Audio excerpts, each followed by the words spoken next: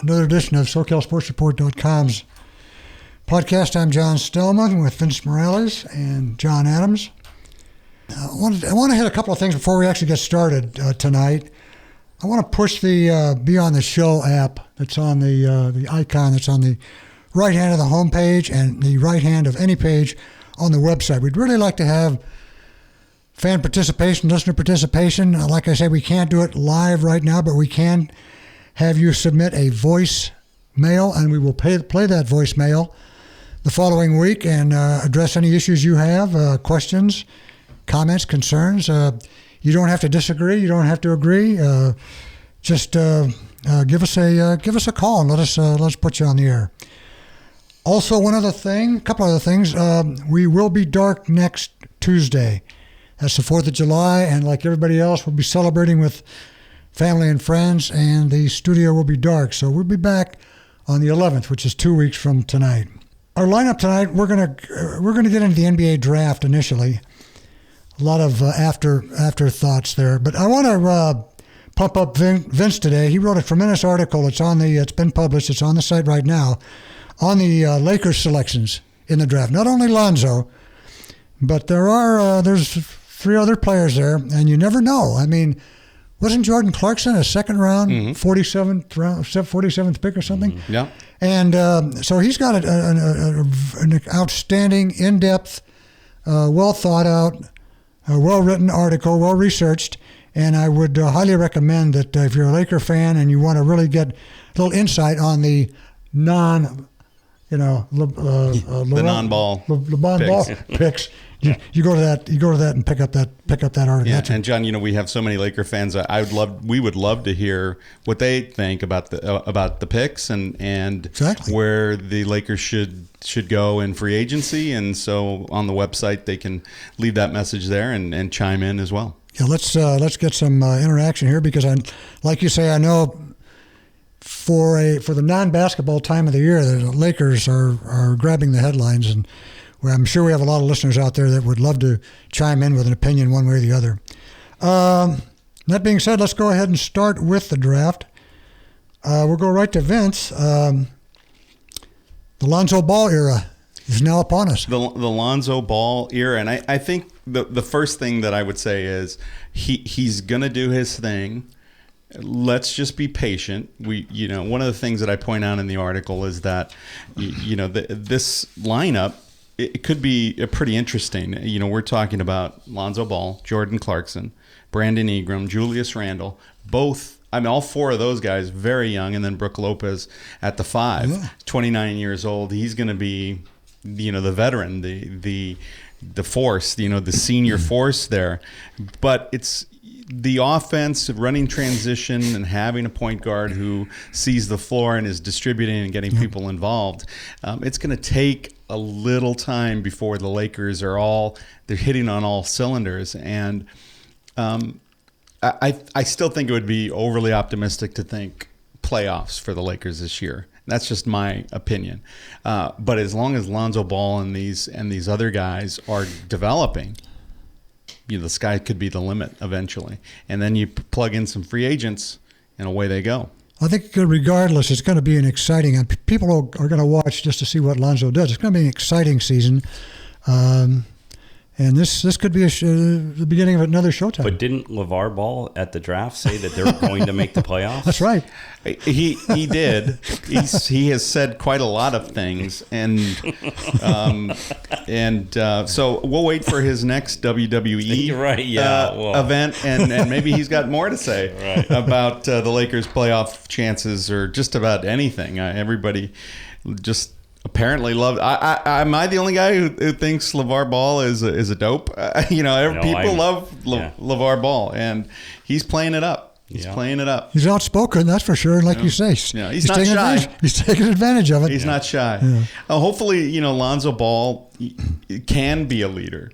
That Magic Johnson is saying, sort of threw D'Angelo Russell under the bus and said, look, he's a great player. He's a great player. He's a great player. He's going to be an all-star. Maybe he was never going to be the leader for the Lakers, and that I think is what you hear. The rest of it is blah blah blah.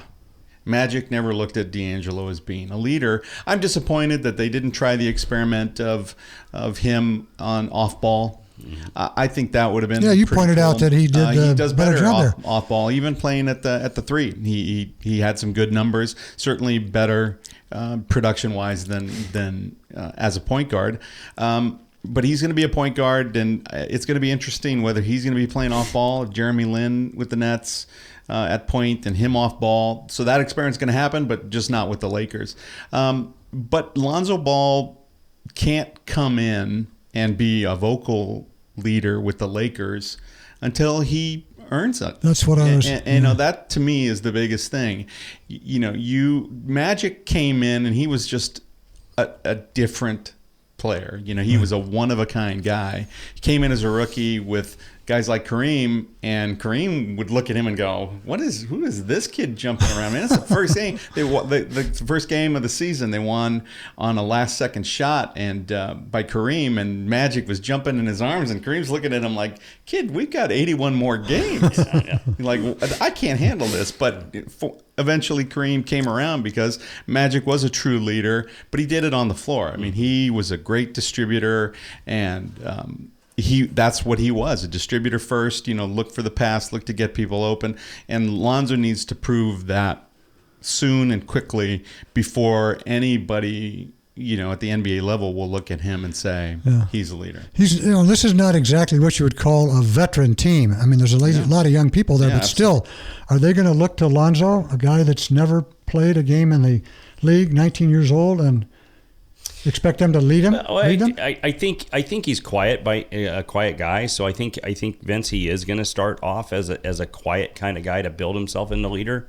But in my mind, in a leader, you got to do it in all aspects. And I think he's going to have to better his defensive skills. You know, I think that's going to be a key for the Lakers is to try to have him step up his game in that category. It's a great point. It's one of the things that I think will take you, if you're just, you know, getting guys involved and scoring your points, but you're not helping on defense, right. You're getting beat. You know, becomes like a negative. It balances it out, and so I think that's a great point. He really does. Yeah, and I think if he steps that up and he shows a great work ethic and he shows that he wants to be that, you can be quiet and earn it. Right. And exactly. then all of a sudden, you know, they're going to start to, you know, these coaches are going to start to go, hey, look, you need to be a little bit more vocal here. You need to start pointing your finger, start, you know, guiding the offense a little bit more.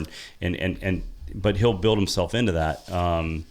But, you know, as great teams get built, right, I think you always got to build on your bench, right? Perfect example is Cleveland got beat in that final because they had no bench. They could hang with the top five, right? They can go back and forth, but those, you know, so how they create a good bench for these guys. And I know we're probably going to be talking about it, but the kid Hart, I guess, would be a good kid to come in behind Alonzo to run point, the kid from Villanova. Mm-hmm. And, you know, that's a wait and learn type of deal, but great work ethic, has built himself up the last 4 years. You know, Vince and I discussed he's a little bit older than, you know, he went all 4 years of Villanova. Spent 4 years there, yeah. But again, is how do you create that bench behind them? You know, is Dang gonna, you know, you're spending a lot of money for him. Is he gonna come in and do his job? So, you know, that's the wait and see, you know, for the Lakers. But obviously, I think we can all come together and say they're working in the right direction. The car is going down the right road.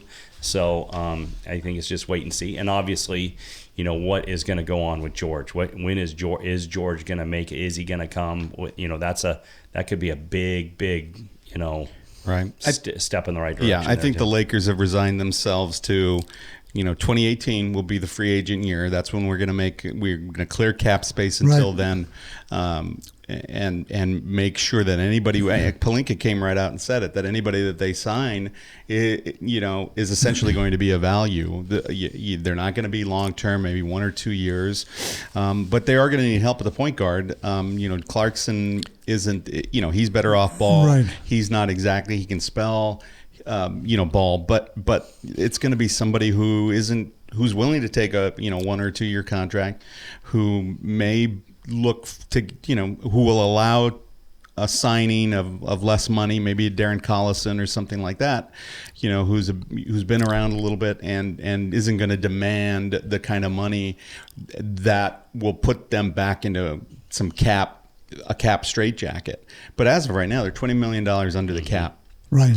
Because of the finagling that they did and with trading D'Angelo Russell and Mozgov's contract, and picking up a bunch of draft picks and getting a true value. So, what they do in free agency is not going to be a huge splash. I don't think anybody's going to be, screaming from the highest building in Los Angeles if they sign a Darren Collison, for instance, or some of the other guys that might be on their free agent list. It's not like that. It's all about value. It's all about keeping cap space. It's all about taking a run at Paul George and LeBron James. Right, exactly. Whether that's realistic or not, it's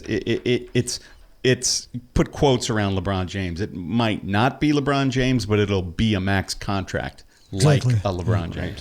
Yeah. One of the people that I really look at that has to be held responsible for all this, in a good way, is Jeannie Buss. Can you imagine what we'd be talking about today if your buddies, the drunkards, Jimmy and Mitch, were still running the show? Yeah, that was a tough family decision, but it was the right decision. Mozgov would still be with the team. It's crazy. We don't know what Jimmy and Mitch would have done. Who knows? But those contracts were stifling. And would he have traded a number 2 pick? It looks like even Pelinka and Magic were considering trading that ball pick in order to dump contract.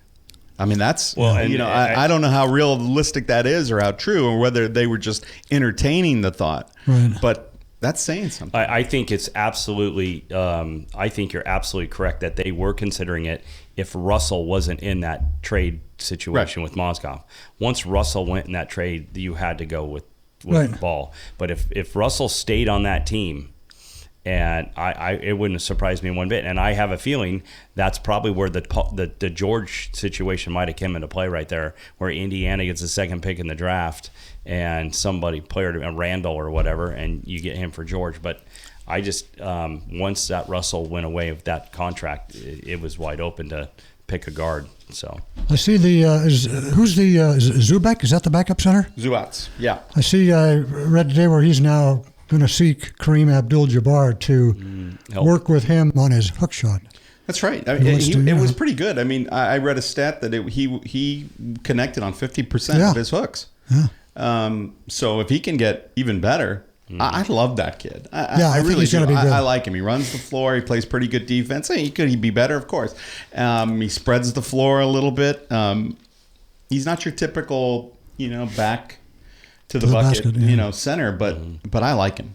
I like him a lot, and I think that there's going to be, a lot of good things coming from him in the future, especially spelling Luke Lopez and not being expected to sort of play, a lot of minutes. I've got a story right now that I'm working on that's not up yet, but in the last 4 years, I could probably count the number of Laker games I watched on one hand. Mm-hmm. But when that Summer League opens in Vegas on July 7th, I will be glued to the tube. Yeah. It should be talking fun. About that. Yeah, that should definitely be fun. And for the NBA, that's a great thing. They're wanting you to go watch that stuff, and that's why this was so energetic about this draft. Is you're going to get to see these guys in July going at it, which is it's going to be good for the NBA. Absolutely. Want to delve into the Clippers for a minute? Paul and Blake opting out. Sure. Nobody seems to think that Paul is going to leave. I think San Antonio would be the only choice, and they're in terrible trouble cap space. They wouldn't be able to do that. I don't know what to believe, actually. You reacted in the draft like he is going, because you went and got 2 guards, right? Right. So that kind of I thought for sure Blake would be experimenting to go somewhere else, right? And I would assume CP3 would be the one that would stay. He loves LA. He's an LA guy, but now all of a sudden you just drafted 2 guards, so you must know more than we do that he might be going. But I don't know what's going on there. I don't know if they're going to use it as a trade situation down the road, or yes and or did no. they need somebody to back him up? So Redick is a free agent, right? So JJ Redick is a free agent. They were going to need to likely fill that spot. They're not going to be able to pay him and pay. Right. Yeah. True. Pay Chris Paul. So it's likely Redick is gone. He's not going to take he's a good scorer. He's going to fit somewhere. Somebody's going to pay him a lot of money. So they needed to fill his spot. I think it's still pretty likely that the Clippers re-sign Chris Paul. It feels less likely that Blake Griffin's going to get the max contract that he's looking for. And I think that, what is it? The Heat are interested in Blake Griffin. Yeah. It's a good fit. Yeah. It's a good fit. And it's funny because on the ringer.com, which is Denver might be interested also. What's that? Denver. Yeah, Denver. The ringer.com, which is Bill Simmons, the sports guy. Yeah. His website, one of the articles, one of the takes there, and it wasn't by him, it was written by somebody else, was let Blake Griffin play the point. Let him distribute, let him bring the ball up the court. What he's been able to do. He's been successful, but, try something new with him. Mm-hmm. And I think that would entail him going somewhere else, unless Chris Paul leaves. And again, It's one of those kind of crazy notions, but, if you dig down a little bit, it's not that crazy. He's a great passer. He's a good ball handler. Mm-hmm. He's definitely the prototypical point forward. And he'll take it to the hole, but the problem is he's his last year or so he's been fragile. He's been getting hurt a lot. So, he spent his first, spent his first year after being drafted, completely out. So, he's often injured, but it's more. I guess it's less about being delicate in my, the way I feel, and just more about he just goes absolutely balls out every time. Yeah. He's playing above the rim. And running the court, which is why we talked about some of those stats, his fourth quarter stats. It was just first and second quarter, it'd be here, and first and second. First half it'd be pretty high, and then his points and his field goal percentage started to go down in the third and down in the fourth, and that's what we saw after he had hurt himself a little bit in the playoffs against the Nuggets. He just disappeared in those fourths, and a lot of that was health reasons, but some of it is also fatigue, just straight out fatigue. Plays lights out for 2 quarters and then can't recuperate. All right. So it's interesting about the Clippers. You're talking about the 2 guards that they got. Juwan Evans and Sindarius Thornwell. From South Carolina. Yeah. The only USC player to be drafted. But, Juwan Evans, 19.2 points at Oklahoma State, 38% from 3. Sindarius Thornwell, 21.4 points per game and 39%. But only a 39% field goal shooter. Yeah. So a scorer, but not a great shooter. So we'll see what the Clippers, and even if those are projects, even if those are D-League guys, they're gonna need them. Yeah, they said that the only thing about Evans is his size. Is that kind of hurts him, but he's good in the pick and roll type of offenses. He does very well in those, and he can score the ball. The other guy plays real hard. I heard he's got, he's scrappy type of player, but really built his way up to being a scorer this year. Thornwell, excuse me. So I think you're right. I think it's a put him down there and see if they can progress. Thornwell, everything that I've read about the people who follow him closely from South Carolina, it's like they're ready to erect a statue to this guy. Yeah. However, can he be a consistent shooter? Yeah. Can he hit consistently? Everybody, no matter how much they love him, who's been close to him, that's still the thing that they're going to ask. A coin flip. Can he be consistent? Yeah. Can he develop there?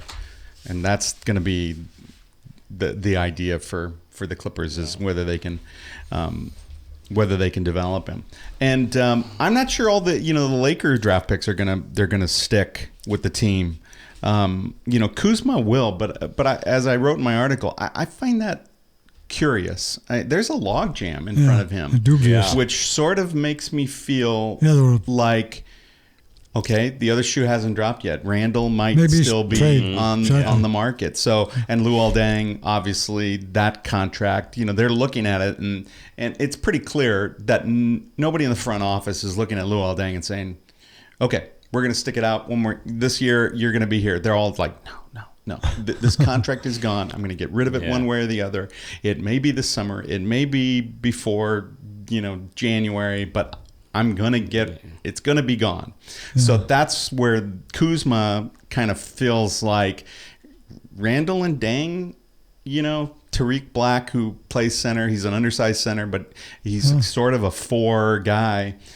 Kuzma is that stretch 4 that Luke Walton and Magic and likes, that really loves. And so, but again, he needs to be more consistent. And so, Randall is definitely a slasher, but Kuzma can play some defense. So my concern is if they keep everybody and everybody stays the same, there's going to be a log jam. And then we're sitting on $17 million for Luol Deng and that. And then so that to me was the curious pick. And then Josh Hart, I'm a little dubious about him. Came out after his junior year, didn't hire a free agent. The NBA team scouting him said, "You're not ready. You're not athletic enough to be in the NBA. You're not ready to elevate it." He went back to school, pretty much got better statistically wise, but there's not a high ceiling for him, the way you would see with a kid like somebody as young as Ball or Kuzma.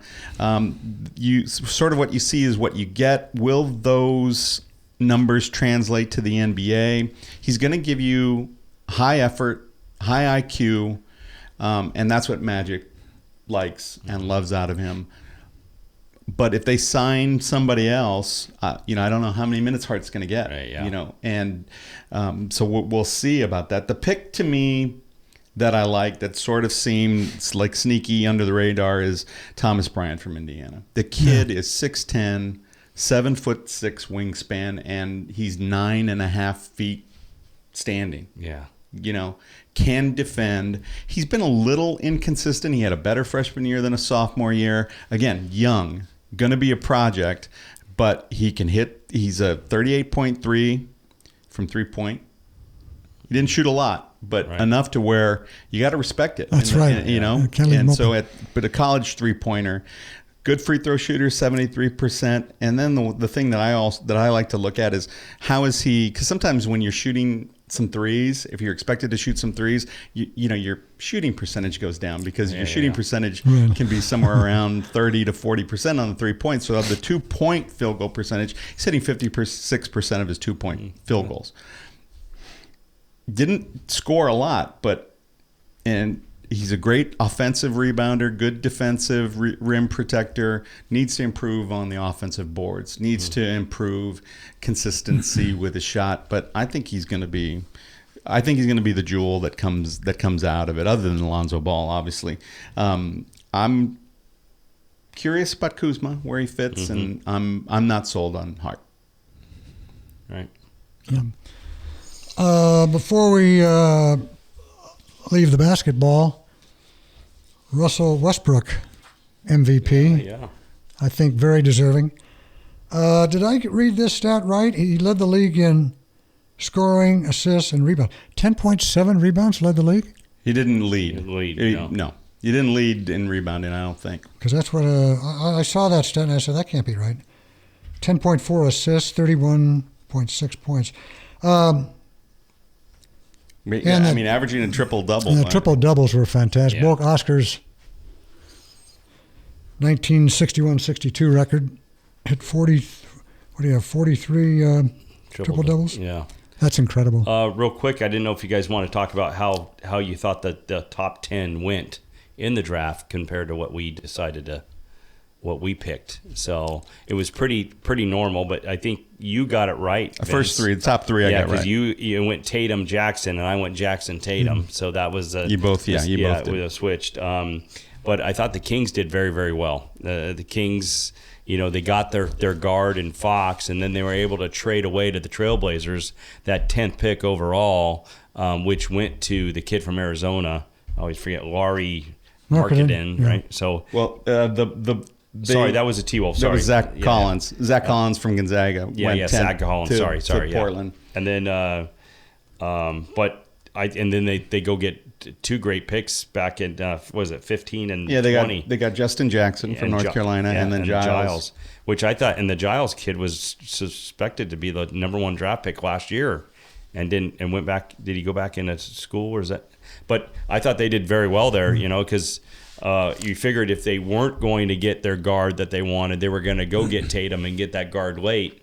Well, by getting their guard that they wanted, they were able to trade away and get two good players. But I thought the other thing was the T-Wolves getting Jimmy Butler in that trade. That's a team on the come. Yeah, and it reminded me a little bit about kind of how the Patriots do it. The Patriots, if there's a first-round draft pick and they can go get somebody that's already established, they'll go do it. And it just reminded me of, like, you really don't know what you're getting in these kids. You really don't. I know what I'm going to get in Jimmy Butler because I coached him, right? Exactly. So, I'll go ahead and give that pick and something else to go get something that's already established, knows how to deal with, and he's going to be a great mix with that team. And if you're a Bulls fan, marketing is terrific. I mean, that's great. That helps a lot. But losing Butler is tough. And I think if you're a Bulls fan, you get a little discouraged, especially they traded their second round pick to Golden State, and I had been yelling at my TV about Jordan Bell from Oregon, who I love. Yeah, not a scorer, but 8.8 rebounds, good defender, 1.8 assists, terrific defender, 2.2 blocks, 1.3 steals. I think the guy was great. I was rooting for him when they were picking 27th at Kuzma. I would have much rather had Bell than Kuzma.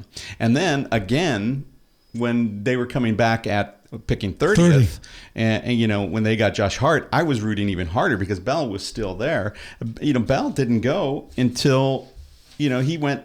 So Golden State buys a pick from Chicago, pays him cash, buys the pick, and he didn't go until 38th. Yeah. So I was disappointed. I think Jordan Bell would have been great. I don't think the Bulls got. I think they could have got more for giving away Butler. Yeah. So, but they may have panicked a little. And then the kid Monk dropped. Yeah, he was the only one. Yeah, that really dropped out of our top 10. Yeah, that I had on the top 10 that didn't make. And I still don't know what the Knicks went after the kid from France. Is that right? Ntilikina. Yeah, you just don't know about that kid yet. Yeah, I mean, it is what it is. I don't know. They're so disheveled. They don't know. I guess he'll be good in the triangle offense, they say, but I don't know. That Phil is forcing down their throats. Yeah. Whether you like it or not. Yeah. Who's your coach, Hornacek? Is that the Knicks coach, Hornacek? And Mavericks got Dennis Smith, which I think is a good mix for there. Yeah. I think he's gonna help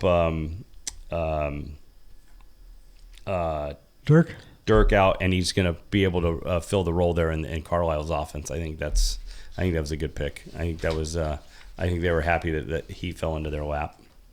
So. Yeah, Malik Monk and then Luke Kennard. Yeah. To the Pistons right after. I think that's a kind of a top 10 type of talent that slipped. I was very surprised. The Pac-12, just across the board. Lonzo Ball, 2nd overall. Markkanen, 7th overall. Then it falls a little to T.J. Leaf at 18th overall. Don't forget the first pick. Of course, Markelle Fultz. How could I forget Markelle Fultz first? Yeah, exactly. Yeah. Markelle Fultz, and then it was Kuzma, and then Derek White from Colorado. Don't sleep on the Pac-12. They're good. It's a good conference. I don't think we get enough credit. I saw a great, and I can't remember them all, but they did the both starting lineups for the NBA All-Star, and it's all across the board. I mean, these kids are not all these NBA All-Stars. They're not from Kentucky, Kansas, Duke. They're not. I mean, there are one or two of them here sprinkled in, but it's a couple high school kids or guys that came out of high school, but Alcorn State or San Diego State, and so it's just kind of funny how what's great about it. These kids are. It's just not all from the ACC, you know what I mean? So it's good to see that the Pac-12 actually locally had a good. That's what makes the tournament so great is that the mid-majors, like the Gonzagas and the Butlers, they come in and they can perform and they get good. They get good talent, and they perform and they do well in the draft and they perform well at the NBA level. So it's fun basketball, across the board, and it's interesting because. You don't get a lot of mid-major teams that are good in football, for instance. Really call them mid-majors. It's they're not the Power 5 conference, non-Power 5 conference. Yeah. But you get a lot of good players drafted who play in the NFL who are serviceable and from outside of the Power 5 conferences. So interesting. How about the NHL Expansion draft? Yeah, no, it's quite interesting how that all went down. I don't know if you guys get to watch. I only watched bits and pieces of the awards, and they did it in Vegas, and they just said, from the Philadelphia Flyers, we choose blah, blah, blah, and it was great. So obviously we lost Stoner and Theodore, but we keep the other guys, which was very important, I thought. I think that Stoner, I think that was a critical move because the money they saved there enabled them to sign Patrick Eaves for 3 more years. That was a great sign. Yeah. I mean, you lost the number 1 draft pick when you got to the West Finals. Right. Yeah. True. And if they hadn't re-signed him, it would have been a disaster. No, I love that guy. Yeah. No, he's great. He just always happens to be around the net and find those open. They could have used him against Nashville. Oh, no doubt about it. Yeah. So if we can keep him healthy, I think it's great. I'm glad that we got to keep Vatanen and those guys. So I'm happy with how it all went down and worked out well. Yeah. Yeah, and I think that the way that they've handled the expansion, the Golden Knights could be pretty good. They could be pretty good. The Kings lose McNabb. They had a decision to make, unlike the Ducks, who went with the 7-3-1. They went 8 skaters, 1 goaltender, and protected 4 defensemen, and McNabb was sort of the odd man out. So would you have done it that way? Yeah. Okay. Yeah. I think there was some debate on whether McNabb or Forbort for the Kings. So the Kings protected Forbort, Muzzin, Doughty, and Martinez. Yeah. Martinez may be getting a little long in the tooth, but solid. He's solid. He's absolutely solid, and I think the thing is that, McNabb was sort of a Dean Lombardi leftover. So I think Blake and Robitaille said he was hurt in October. He never really got back to where he's a big, aggressive, physical hitter. That's clearly not the way the Western Conference is shaping up. You need a little more speed, a little more finesse at defense, a little more offense. And McNabb was just the odd man out. And he's young. It's hard to see him go, but not a big deal. They protected who they wanted to protect. That's right. They would have liked to have gotten rid of either the Brown or the Gabbert contract, but. It's fine. It's fine. But they did, they picked 11th. The Kings picked 11th overall in the draft and got, Gabe Velarde, a right-handed center who can also play wing, and he can score. He had 99 points in 111 Ontario League games. That's pretty good. 6'3", he's a big kid. Good. Yeah. And then their second pick was 41st overall, which is Jared Anderson Dolan. Little guy, but apparently can just fly, can skate. And he's a good that's skater. Key because that's what's happening in the game now is everything's getting fast. Yeah, he was. Everybody. The Oilers. Yeah, everybody said he was had first-round talent, but just not first-round size because of that 5'11", but his speed is elite. That's what they need. Excellent skater. I wrote an article before the season started on the Kings pre-season, analysis, and they had to get fast. This is what's, the league's evolving, but no, they just decided Lombardi wants to stay with the grinders and the big guys and I think they're finally taking steps in the right direction. Yeah, it looks like it. Certainly with the draft and who they protected, and it's clear that that's the direction and that's the path, and I think they're on the right track. Before we get out of hockey, I just want to mention, you guys probably saw this, that Teemu Selanne and Paul Kariya made it into the Hall of Fame. Well deserved. Yeah. Solanne's he's a class act. Yeah. This is, he's, I've never a bad thing to say about him. No things off the ice, no magazine headlines. No. He's just he could be could have been the Mike Trout for the NHL. Yeah. I mean, he's a real role model. Yeah. Kariya's been very quiet. He doesn't come around too much, does he? Who's that? Kariya. No, he's always been that way. Yeah. Always been that way. Yeah. I remember when he was playing with the Ducks, he was renting a room from a couple in Orange. Really? Now he lives down here, doesn't he? He lives. I'm not sure where he is. Yeah, I don't know. I'm not sure where he is. Not in my neighborhood. Yeah, or mine. Dodgers Angels. Wow. Yeah, here we go. I think our viewers will be able to tell who's on. Yeah, I'm scared who's to on death. which side. Every night, we're playing the Dodgers. I'm scared to death.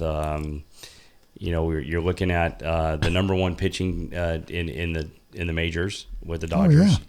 All the Angels are hanging in there. They're top 10. But you're also dealing with a team that is seeing the baseball very well, and we've got to be in the top 3 in most home runs given up. The baseball's very hard. The baseball's flying.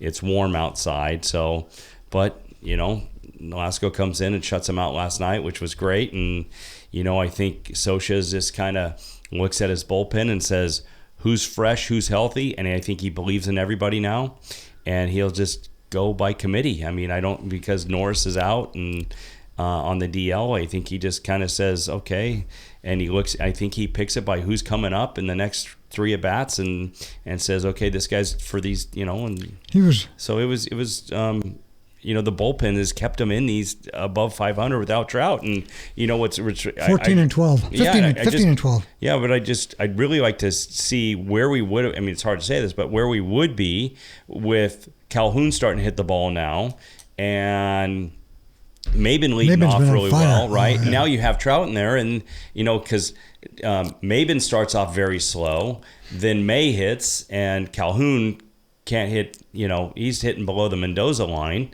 and then you lose Trout, right? Well, then it's almost like these guys go, I got to pick it up because Trout's out. And now all of a sudden, we're smoke and mirrors, we're finding ways and going in, taking 2 out of 3 from the Yankees and taking 2 out of 3 from the Red Sox. And, but you got to be able to beat the Kansas City Royals and those kind of guys. And, it was a great start last night, but you still got 3 more games with these guys. Yeah. So they were scrapping, and one of the things that I saw from the very beginning, I looked at that and thought,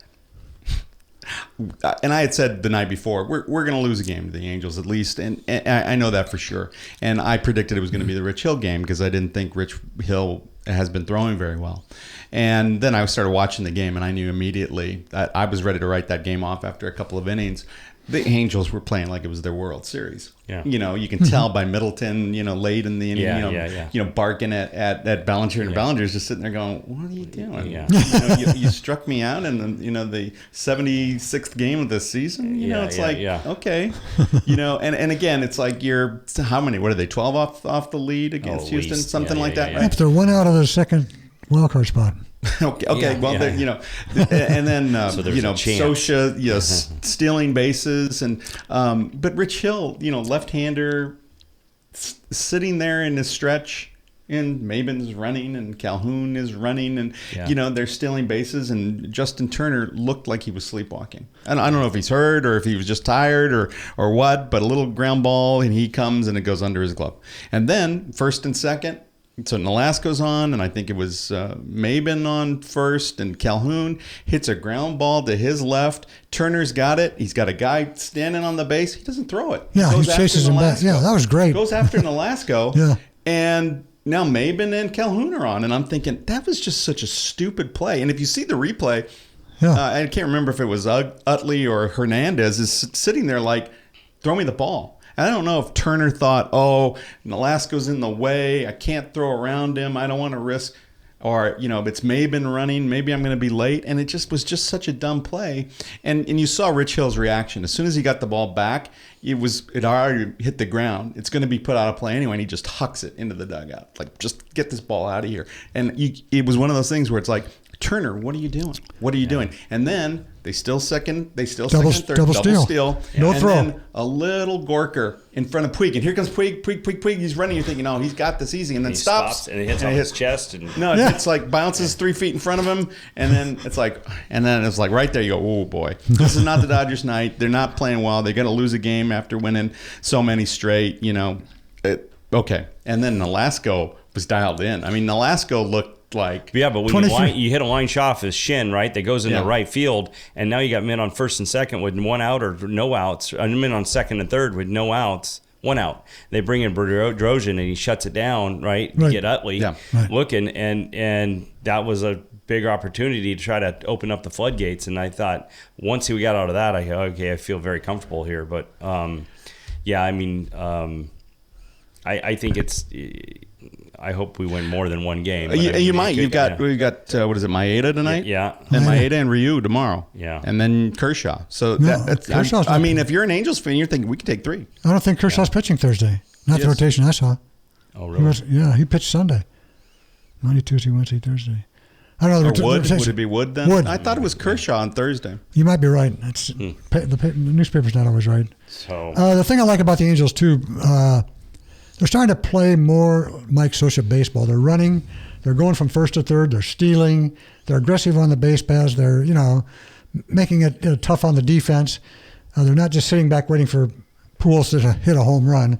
But this is the way they were in 2002. They were very aggressive. And well, I mean, it's all based on how the team's built, right? If if you got a bunch of home run hitters, you're not going to steal a lot. But they put a team together that's very fast, and he needs to do that.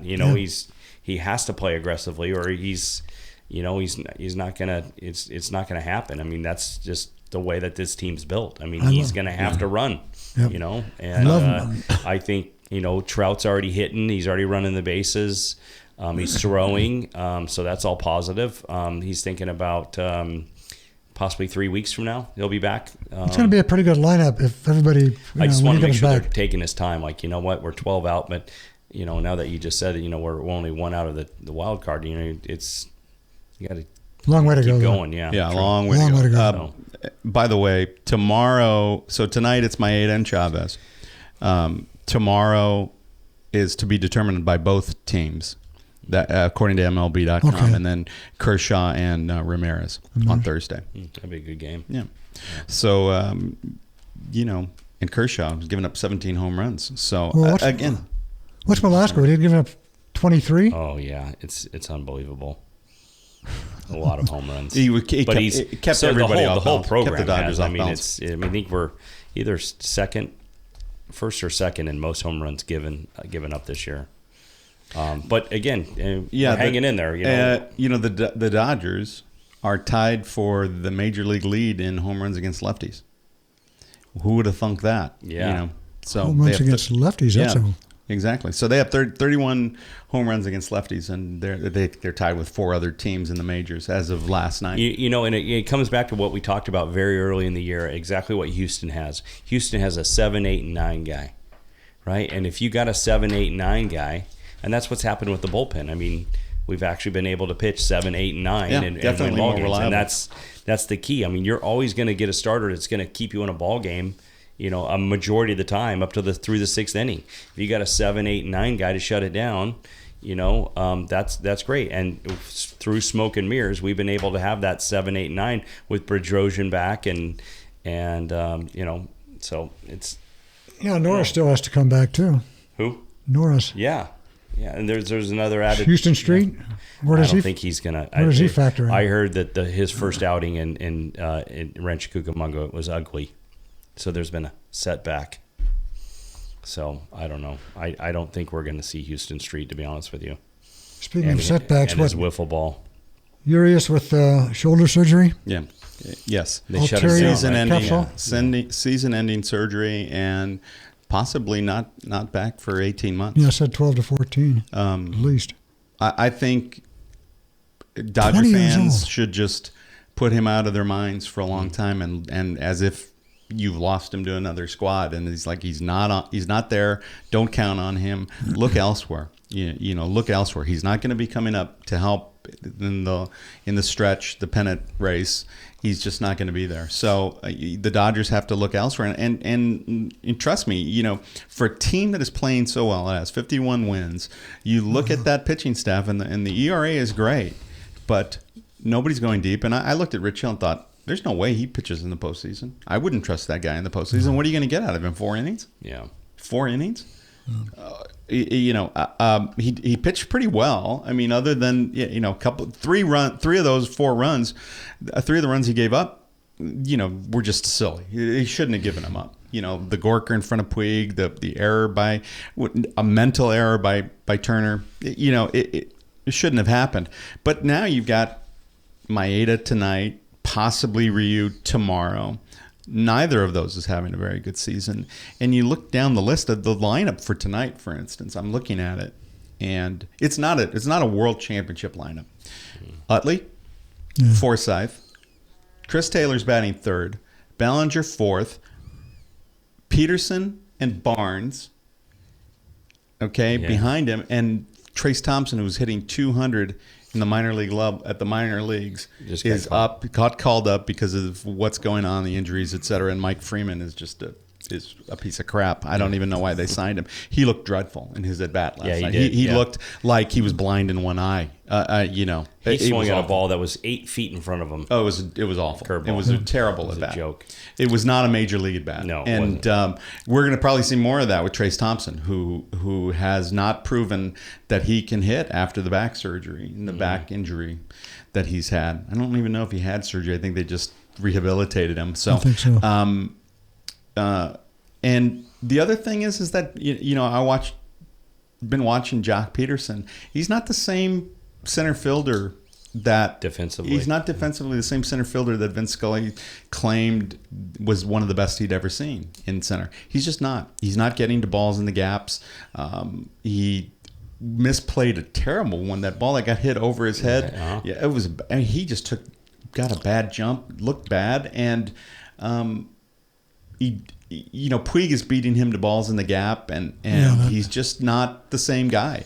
I don't know what's wrong with Jock Peterson. He's starting to hit a little bit, but I just don't think you win a world title with Jock Peterson in center. And we go another week with hearing no news on Garrett Richards.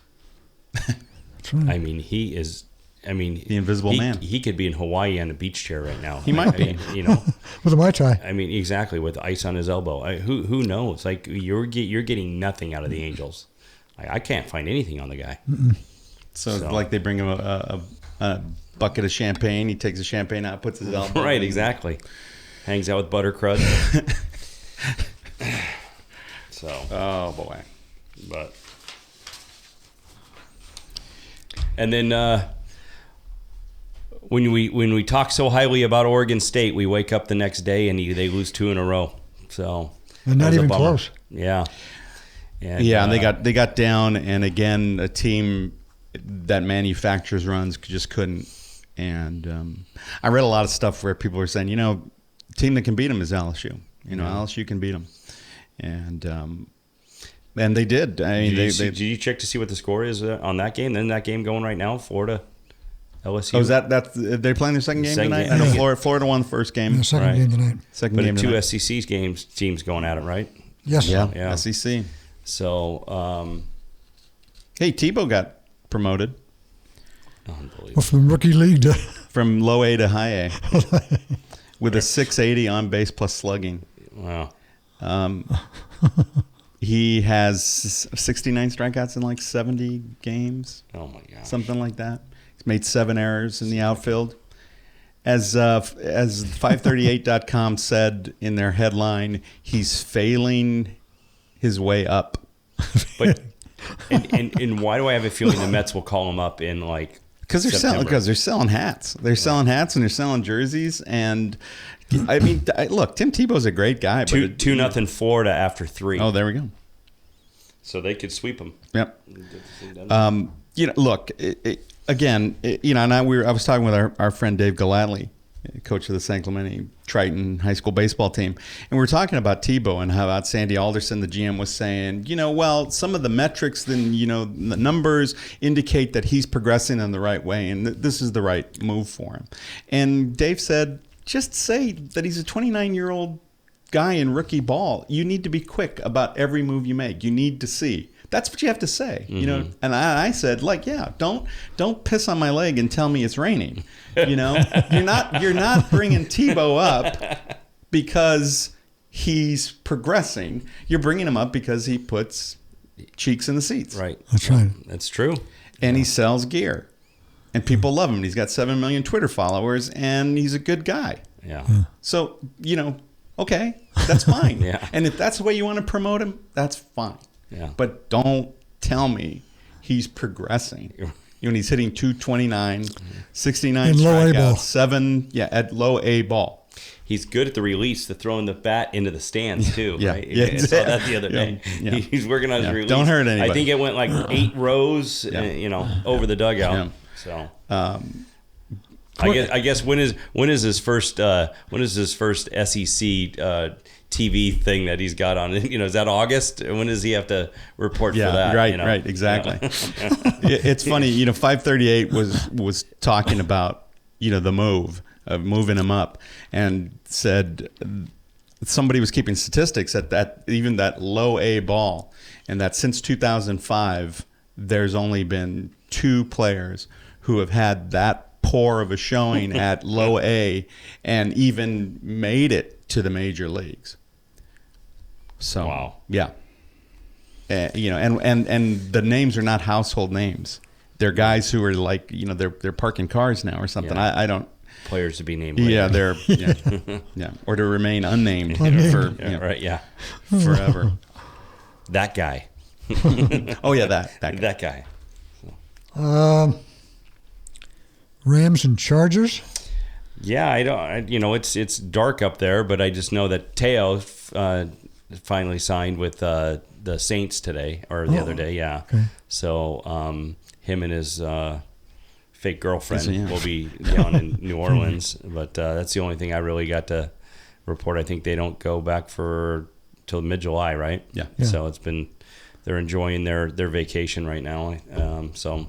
And they're fully have moved from San Diego now up. Yep, that's a done deal. Yeah.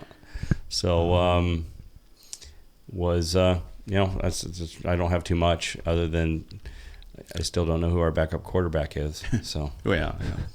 So. You don't need one. Yeah. And the Rams, as of now, we don't need one. You don't need one, right? Yeah. And a better offensive line, and so you hopefully you shouldn't, knock on wood. Yeah, right. And then the Rams, who franchise tagged Trumaine Johnson, they still haven't moved on a new contract with him. So he hasn't signed his franchise tag contract. And again, like we talked about before, he's one of the highest paid corners in the NFL. And if that's not good enough, my God, just sign, get to camp, and get working. But we got a couple of weeks. When did the Trojans and Bruins report? August. Is it August? Okay. Yeah. I mean, the Trojans have a game that first week in September. It might even be the last week of August. Yeah. I'd have to look at the schedule.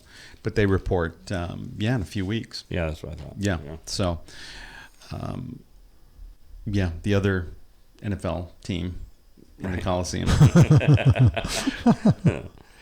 Yeah. So, but it'll be fun. It'll be fun to have the Chargers in Costa Mesa, right? Yeah. Costa Mesa. Yeah. So. You guys got anything? That's it. That's all I got. have a great 4th of July. I guess. There was one stat that I wanted to throw back out if I could. I think I had it, and which is why part of the reason why I was dubious on Josh Hart, that off dribble jumpers, he's shooting about 33%. So not his forte, and that's not that don't play well in the NBA. Yeah. So I'd have to look for the exact numbers, but I did write that down, and it's like, oh, we're going to have to see. He's a work in progress. I think you're right, though, Vince. I think there's a couple guys that were drafted that are going to be, you put them in the D League, and hopefully they transcend develop into the bigs. So that's what I think is great for the NBA. They have a minor league system now, Yeah. So I think that's big. The defenders. Yeah. the no defenders, the Lakers. The mannequins. Guys could, We got any golf going on this week? No, it's pretty generic. Nothing really going on. You got now. I think it's in July. They'll cross the pond and go to the British Open. So the ladies are playing in the KPMG Ladies PGA Championship, which is this weekend at Olympia Fields, which is hosted the U.S. Open. So that's down in the lower part of Illinois, so South Illinois. So Spieth had a great slam dunk to win that playoff. Yeah, to hold a bunker shot in a playoff to get in, and got lucky because he blew it in the tree off the tee box and it spit it out in the middle of the fairway. So, but that's and what I've heard is the kudos I'm giving to the people of Connecticut. I guess that the fan base at the Travelers is absolutely insane, and a lot of the players said it had that feeling of what they get in Phoenix when they turn those couple of those holes into like stadiums. He says it was 50 deep all the way around. Wow. People rooting. Rory said, "I'm coming back. There's no doubt about it. I'm coming back." That's cool. So they said that they really, really enjoyed it, and the people that run the Travelers have really boosted that to become a really big event in New York. Well, in Connecticut. So, but that tri-state area yeah, exactly. So just draw so many people. Yeah. So it'll be kind of it'll be a lull here for a little bit, and then it'll start to gear up again when they. You'll start seeing a lot of the big guys leave early, and they'll go play in the Scottish Open prior, try to get over the jet lag and get over the, try to learn how to play in the elements over there. So, so the Scottish Open will probably is usually a pretty good event. Because it's the week before the British Open. So rumor has it you're back on the course. I'm back. Yeah, I'm back playing. Yeah, I got to play my first round yesterday or Sunday, and I actually came out of it okay. So slowly but surely, you're prepping for the over the pond. No. I'm not. I'm just prepping to finish rounds. So. So far, so good. So, and then Vince and I will be going to the Angel game tomorrow night. So that'll be a we'll fun report back. 2 Angel fans with 2 Dodger fans. So that'll be fun. That's good. Yeah, that'll work. We're looking forward to that. So we'll get to watch a little BP and have some Diamond Club luxury. Yeah, exactly. Hey, that's pretty sweet. Yeah, we got lucky behind the plate. So looking. That is sweet. Yeah. Well, I think we're going to run a little bit early. Okay. I think our fans will be okay with that. Yeah. Again, I can't stress, we want the fans to take part in the show. So go on the website, be on the show, give us a voicemail. We'll play it, and we'd love to hear from you. Grab the phone. Grab the look at the site, look at Vince's article. It's a great article, in depth, give you a good idea of those Laker draft picks. And again, we won't be here next week. We'll back on the 11th. Happy 4th, everybody. Happy 4th. We are out. Peace. Good night.